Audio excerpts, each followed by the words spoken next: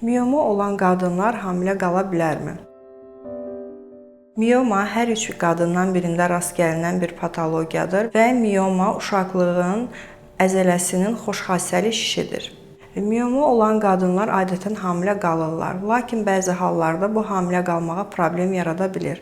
Bu hallardan birisi, əgər miyomunuz endometriumun içərisində yerləşirsə, bu zaman sizdə spiral funksiyasını görəcək və embrionun endometriuma yapışmasının qarşısını alacaq. Əgər sizin qanamalarınızın miqdarını artırırsa, bu zamanda embrion implantasiya oluna bilmir endometrium qatına. Və sizə bu miyomlar ağrı verirsə, hamiləlik müddətində miyom daha da böyüyəcək və daha çox şiddətli ağrılara səbəb ola bilər.